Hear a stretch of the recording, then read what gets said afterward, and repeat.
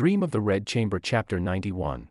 If you're looking for an aha moment today, you're definitely in the right place. Oh, absolutely. We've got a really incredible one lined up. Yeah, so I want you to just imagine this scenario for a second. You are the last man standing in a completely collapsing dynasty. Right, the pressure is just unimaginable. Exactly. Like outside the high walls of your family compound, there's this deeply corrupt judicial system, and they are demanding your family's entire fortune just to save your brother from the executioner's blade. You're just hemorrhaging money at this point, buying one more day of life, basically. Yeah, but here's the crazy part. That's only the external threat. Yeah. Inside the walls, in the exact spaces that are supposed to be your safe haven, your sanctuary, your own family members are actively trying to frame you for a horrific crime. Which is just, it's pure psychological warfare. It really is. Yeah. They want to blackmail you, dominate you, and just steal whatever scrap of power is left in the house. How humans react when the walls just completely close in. We're going to examine two wildly different survival strategies taking place literally within yards of each other. Yeah, it's such a fascinating cross-section because on one side you have this gritty, almost modern psychological thriller with blackmail and attempted seduction. And then on the other side of the house, you have this profound, high-level philosophical dialogue about existence, loyalty, and love. It really is a study in human adaptation under extreme duress. You're looking at an environment where all the traditional rules of this deeply patriarchal society are they're suspended. Because the patriarch is gone, right? Exactly. The eldest son, Chupan, is away and embroiled in this disastrous murder trial, so there's this massive power vacuum. Right, and left behind to manage this sinking ship is his younger cousin, Sukake. He is essentially the guy left holding the bag. Yeah, he has no real absolute authority, but he bears all the responsibility, which is a terrible place to be. The worst. He's trapped. If he goes outside, he's swarmed by grifters wanting bribes or threatening rumors, so he literally has nowhere to go but retreat inward. Right into his own bedroom, just to find a moment to think. And this brings us to a scene that feels like it was ripped straight out of a modern thriller. It's late at night. Yeah. Zuke is alone in his room. He's already super paranoid, right? Oh, highly paranoid. The text really slows down the pacing here to match his sensory awareness. Yeah. He's just staring blankly at this plate of fruit and wine that someone gifted him, turning a piece of fruit over and over. And then he hears a noise. Just a faint rustling outside, so he freezes. He doesn't move. He waits. Silence falls, and he thinks, maybe it was just the wind. He relaxes a bit. But then the confinement is breached. This part is so creepy. He turns his head toward the paper window. And remember, these are wooden lattices covered in translucent paper, not glass. Right, which changes the whole dynamic of privacy. Exactly.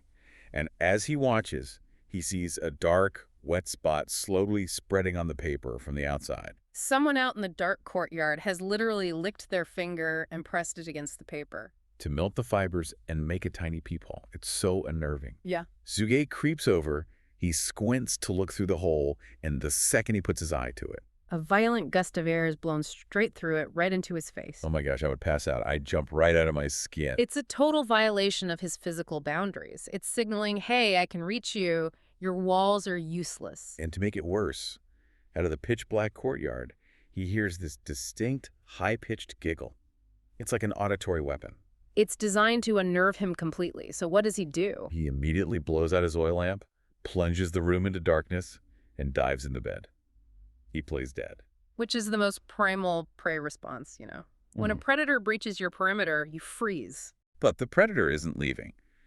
The maid, Boshan, calls out, asking why he's not drinking the wine. He ignores her.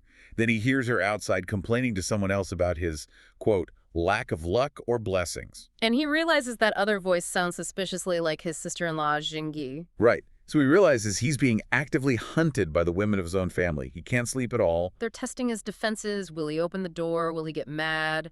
Any reaction gives them leverage. And the probing escalates big time the next morning. It's dawn. Someone knocks. He's forced to open it. And there stands the maid, Boshan.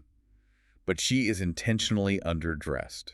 And we have to really unpack the semiotics of clothing in this era because it's so rigid. Yeah, the text gets really specific. She's got uncombed hair, she's clutching her tight top clothes, she has a green sash, and crucially, no outer skirt. Just her inner trousers, which is a huge deal. Right, and they are vividly described as stone pomegranate red sprinkled flower-lined trousers. Plus, brand new red embroidered shoes.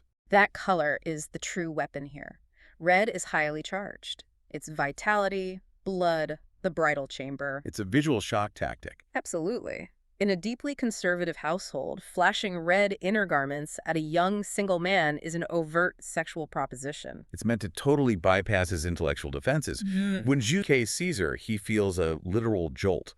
But this is where he plays 4D chess, right? Yeah, his discipline here is incredible. He forces a smile and plays completely dumb. He looks right past the scandalous red pants and just casually asks, "Why are you up so early?" He disrupts her entire script. She was performing the innocent maiden caught in undress, but his non-reaction totally throws her off. I love that. It's exactly like Tai Chi. He just yields completely, forcing her to lose her balance and retreat. She actually blushes and runs away. But that Tai Chi defense only works if you know what you're dodging. Yeah. And the source takes us behind closed doors to show us the actual master plan. Which is terrifying. Bao Tian reports back to Jingyi, the sister-in-law, and lays out a phased operation. Yeah, phase 1. Jingyi plays the ultimate caring sister-in-law. Make him feel safe and appreciated. Because he's so isolated, he's carrying the weight of the world, so they want to create a false sense of warmth. They want to replace his justified paranoia with misplaced gratitude. Once he's comfortable, phase 2. Invite him in, get him drunk. If he gives in, they own him. But the contingency plan is what makes this a literal extortion racket. Right, the blackmail. Yeah, Bokan says if he resists and tries to leave, they'll just tear their own clothes, scream, and accuse him of attempted rape. And you have to consider the mechanics of a rape accusation in this historical framework. Because just being alone in a room with his sister-in-law is a severe breach. Right, precisely. If they scream, the mere optics of him being in their private quarters would convict him in the court of public opinion. His entire reputation, which is the only thing keeping the family afloat in the outside world, would be obliterated. Jingyi is moving to completely subjugate the only remaining male authority figure. It's a flawless trap. It really is. So Zuke is walking on a razor's edge. But then the environment abruptly shifts. And this brings us to part 2. The Trojan horse. Right, because the aggressive seduction suddenly stops. Completely. The scandalous clothes disappear. Jingyi becomes the perfect demure sister-in-law. This deeply unsettling peace settles over the house. Which is textbook psychological manipulation. A sudden peace in a predatory dynamic is just a tactical pivot. Yeah, they move to phase 1, creating the illusion of safety. And Tsuke actually starts gaslighting himself. He really does. He starts doubting his own perception, thinking maybe he misread the whole red trousers thing because he was just exhausted. And he's not the only one. Aunt Shu, the matriarch, is thrilled. She naively thinks their luck is turning around. It's that willful blindness we see in human nature. When faced with an existential crisis, you cling to any evidence of stability. She needs that surface-level quiet. But the dramatic irony is killing us, the readers, because we know it's a trap. And the trap springs in a way you really don't expect. Yeah, Aunt Shu visits Jingi's courtyard one afternoon. As she walks in, she catches a glimpse of a man's shadow ducking behind a door. Which is an explosive violation of boundaries. Yeah. An unknown man hiding in the private quarters of a married woman whose husband is away. That should be a massive scandal. But Jingi's composure is terrifying. She doesn't blink. She just smiles and says, "Oh, that's just Sia-san, my adopted brother from the country. He's just shy." It's brilliant. She slaps a familial label onto the intruder and instantly defangs the threat. And Aunt Shu buys it hook, line, and sinker. She tells Jingi to make him stay for dinner. This strange man gets the keys to the castle. You know, the whole architecture of the traditional family compound, the heavy gates, the inner courtyards, is designed specifically to keep strangers out and protect the women. Right. But Jingi exploits the system's fatal blind spot. It's hardwired to permit family. Exactly. The elderly gatekeeper lets Sia-san pass freely just because he has the title of uncle. She weaponized the society's own rules to smuggle a co-conspirator, a Trojan horse, right through the front gates. And we get this chilling glimpse of what he's there for. Jingi tells him to secretly buy things from the outside, and Sia-san replies, quote, "As long as there is money, I can buy it." Which just radiates menace. What is he buying? Poisons, forged documents, thugs. We don't know. That ambiguity is what makes it so suffocating. He is the physical conduit between the moral rot inside and the institutional corruption outside. But right in the middle of this domestic espionage, the external threat crashes through the door anyway. And this leads us to part 3. The machinery of the legal system jamming up. Exactly. A desperate letter arrives from Supan in jail. They thought their bribes had worked at the local county level, right? Well, they assumed they could purchase justice, and locally it did work. The magistrate covered up the severity of the murder. But the Qing dynasty legal system has a hierarchy. That local report had to go up to the prefecture, and the prefect flat out rejected it. Not only rejected it, but officially reprimanded the local magistrate for corruption. The firewall just burned down. Supan's letter is pure panic. He says urgent, urgent.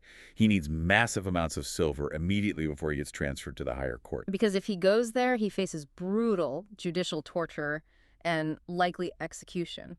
The beast only responds to a continuous flow of silver. So UK packs bags of silver and rides out into the night to try and intercept the legal process. Which leaves the household totally stripped of male leadership. The logistics of scrambling that much wealth throws everyone into chaos. Servants are panicking, the hierarchy is breaking down, and someone has to step into the void.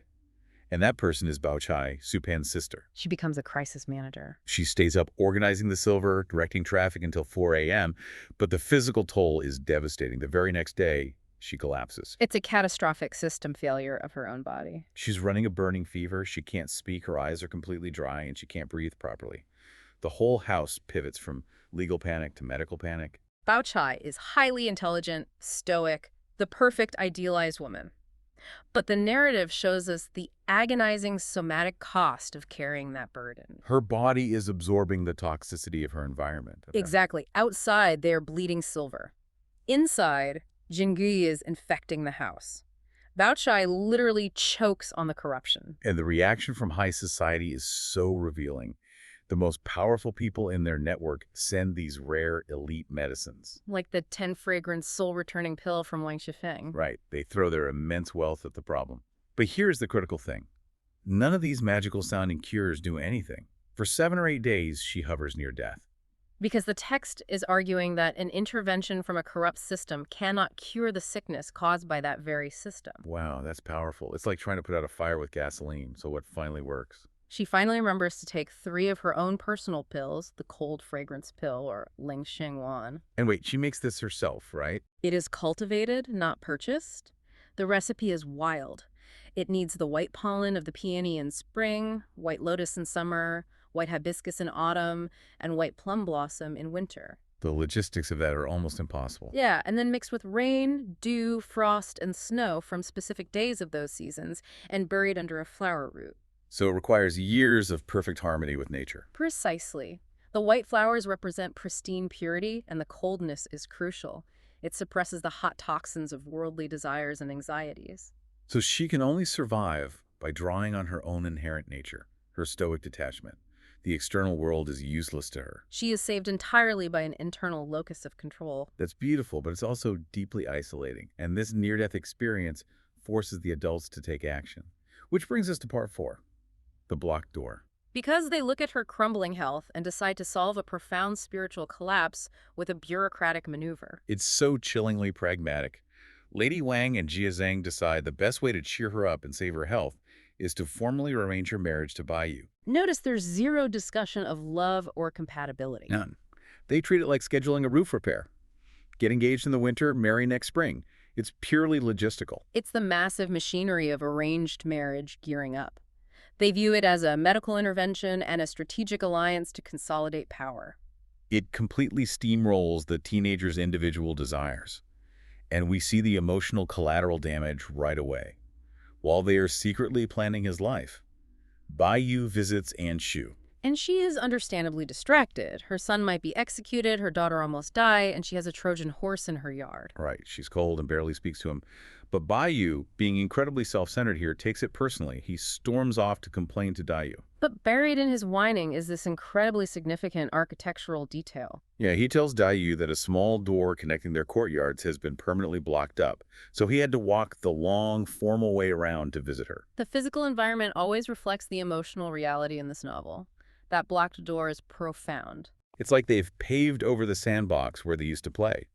That door allowed fluid, unbroken intimacy when they were kids, no boundaries. But the bricks filling that doorway are the physical manifestation of the arranged marriage plans. Childhood is over. The patriarchy is enforcing strict adult spatial rules. They can't use the shortcut anymore. They have to act as formal guests. Bayou is mourning the door, but he doesn't grasp the systemic forces closing it. He's just annoyed by the inconvenience. He's totally ignoring the fact that the Shi's family is facing annihilation. Which leads directly into the emotional climax of our source material today in Part 5. He goes to Dayu for comfort, but he runs headfirst into a spiritual interrogation. It's arguably one of the most dense philosophical exchanges in the entire novel. Dayu totally calls him out. She punctures his narcissism. She says, "Stop being so self-centered. Aunt Chu's coldness isn't about you, it's about the murder trial." She's acting as a moral mirror. And she hits him with a reality check. You didn't even show up when Bao Chai was dying. Why should Aunt Sue be nice to you? Bayou's system just cannot handle that reflection. No. He spirals into a full-blown existential meltdown. He stomps his foot and yells, "Why was I even born? If I didn't exist, the world would be clean." It's this sudden, crushing realization of his own complicity in the world's suffering. He wants to erase his footprint to escape the entanglement of human connection. But Dayu doesn't coddle him. She hits him with Buddhist philosophy. She essentially says, as long as there is a self, there will be others. Right, she introduces dependent origination. If you define a self, you draw a boundary. Everything outside becomes the other. And with others comes endless trouble, fear, and entanglement. You can't have human connection without the messy, painful realities. His fantasy of a clean existence is an illusion as long as he clings to his ego. The weight of that hits Bayou like a physical blow. The agitation just leaves him. He responds with this wild metaphor, claiming he's like a 16-foot golden Buddha. But he admits that despite his grand appearance, he still relies on a single stem of grass from Dayu to be transformed and stabilized. I mean, on one hand, it's poetic.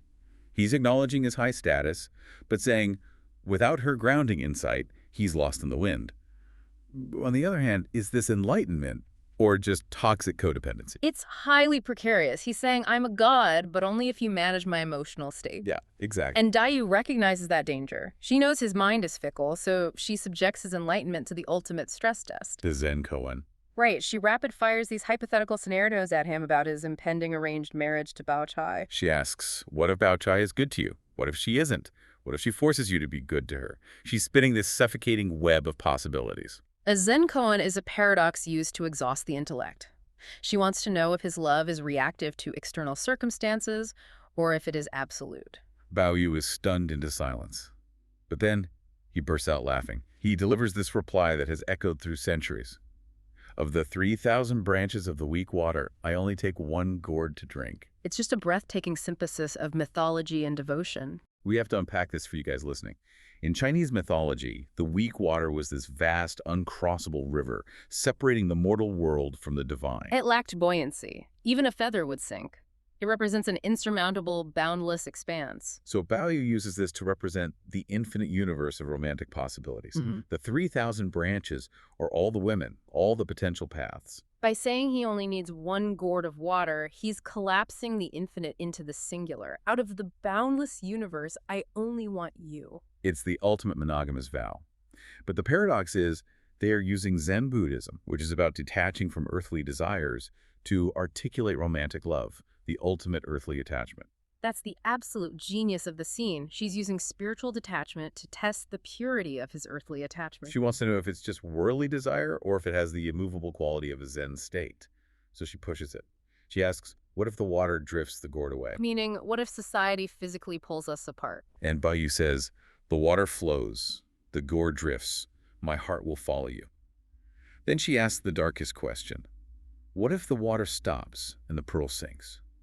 What if I die? And his response seals the argument. He says, the Ven mind is already like mud-soaked catkins. It won't dance in the spring wind for the partridge. You have to visualize the physics of a catkin. They are the fluffy willow seeds. Normally they blow wildly in the spring wind, representing a restless heart seduced by new temptations. But his heart is mud-soaked. Yes. When it falls into the mud, it becomes heavy and permanently grounded. It can never be picked up by the wind again. He's declaring that if she dies, his capacity for love dies too. The spring wind, other women, Bao Chai won't stir him. His heart is permanently anchored in the heavy mud of his devotion to her. He has achieved absolute detachment from all other desires purely through his singular attachment to her. And he swears this vow by the three treasures of Buddhism, the Buddha, the Dharma, and the Sangha.